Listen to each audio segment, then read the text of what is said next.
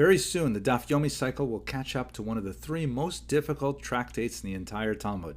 They're known by the acronym Ayin. They are Eruvin, Yevamos, and Nida. These three tractates are among the most brain-teasing of the entire Talmud, and I have to say, the reputation is certainly true. Eruvin can be extremely difficult. Not, I think, as difficult as Yevamos, but nevertheless quite difficult. However, with Al Daf, we're going to get you through with tremendous resources to help you understand even this most challenging of tractates. My goal today is to give you a very short overview of the history of Eruvin, specifically how Eruvin and their construction affected Jewish history in just a few minutes to kind of give you a little bit of excitement about this amazing tractate that we are about to begin. For those of you who may be totally new to this, an eruv is basically a kind of a border that is created around a Jewish community that allows the residents within that border to carry objects outside of their home on the Sabbath. This is something which is restricted heavily. You can't walk from a private domain to a public domain. You can't carry things within the public domain over a certain amount of space and so on. And all of these rules are mitigated by the creation of one of these legal boundaries that makes it possible, for example, for women to push baby strollers in the street to go to shul and things like that. And it's really a very, very important thing in many modern Jewish communities. But the one thing that's definitely historically true about Eruvin is that they are associated with machlokes. They're associated with controversy, as you see in this amazing picture by Karl Streicher, Eine Streitfrage aus dem Talmud, a difficult question, an argument question within the Talmud. The discussions that go on in Eruvin are extremely intense, and I'm sure you're going to have an amazing time in your shurim with them. In this brief presentation, we're going to rely heavily on the research of Rabbi Adam Mintz, who literally wrote the book on the history of Eruvin, and I urge you to have a look at it. It is fascinating. At any rate, the machlokes over Eruvin goes back to the very beginnings of Torah Shebaal Peh. We have a lot of discussion in the Mishnah and, of course, in the Gemara that we're going to study, but it's fascinating that even outside of rabbinic communities, outside of Pharisaic communities, such as in the Dead Sea Scrolls community, you find a very great attachment to the principles that are imbued throughout Masechtas Eruvin, and they're very strong about them. A lot of the documents that were found in the Dead Sea Scrolls reinforce the importance of the halachos of Eruvin for the communities even living in the Judean desert.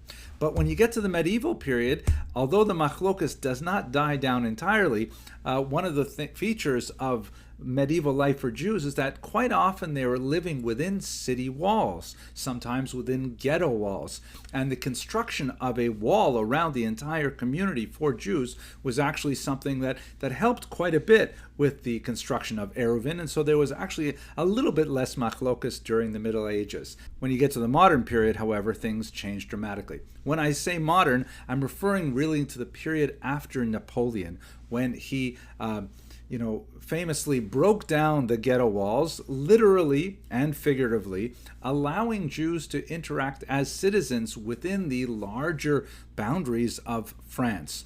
And it is at this time that we begin to see a really strong correlation between the expansion of Eruv boundaries and conflict with non-Jewish populations.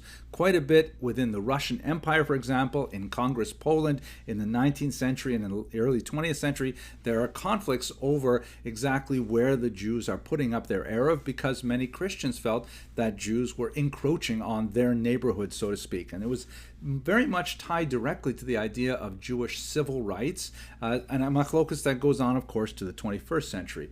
One of the things that mitigated this machlokas as well, however, was the invention of the telegraph by Marconi, which resulted in the necessity of creating wires that ran all around major cities, and that tends to be where Jews live because they're overwhelmingly urban. And so the telegraph poles is kind of like the refuah before the makkah, the healing before the disease.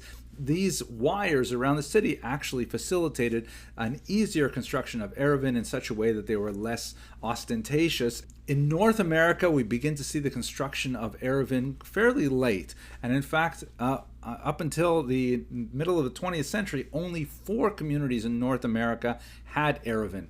The first Eruv was actually constructed in St. Louis by Rabbi Zechariah Rosenfeld, and it was almost immediately opposed by Rabbi Shalom Elchanan Yafi. Of course, this is the kind of thing that happens with Eruvin. The kind of issues that went on was, could you count the Mississippi River as a border? And what about the number of people who live in St. Louis? Doesn't that possibly argue against the idea of whether or not you can build an Eruvin or Reshus Rabin? A similar kind of argument was raised on the east side of Manhattan when Rabbi Joshua Siegel in 1905 created the first New York Eruv, and almost immediately opposed by Rabbis Bernstein, Gordon, and Herman. Among the issues there were also the Reshus Rabim issue, how many people are living in Manhattan, and whether or not the 3rd Avenue elevated train could be used as a boundary. Another Eruv was created in 1949 in Manhattan, and that's when it definitely had more than 600,000 people living on the island, and that was a pile-on machlokas with lots of rabbis involved.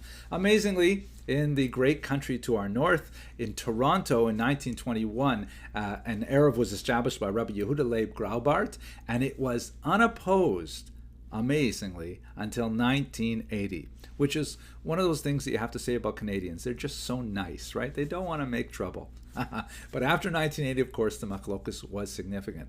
By the time we get to our day, the Eruv is now a well-known phenomenon in most Orthodox communities, but still a matter of significant controversy, as we saw earlier in the 19th century in the Russian Empire, as many non-Jewish residents of areas feel that the expansion of an Eruv will alter the ethnic composition of a given neighborhood, and there's quite a bit of legal discussion about that issue. At any rate, this is just to give you a little taste of the history of Eruvin. I know you want to dive into the machlokasim, to the controversies that surround this fascinating topic. It's actually not quite so hard as people make it out to be, because you've got Aldaf in your pocket, and with this app, you'll have lots of support getting through even the most difficult sugyas of this Masechta.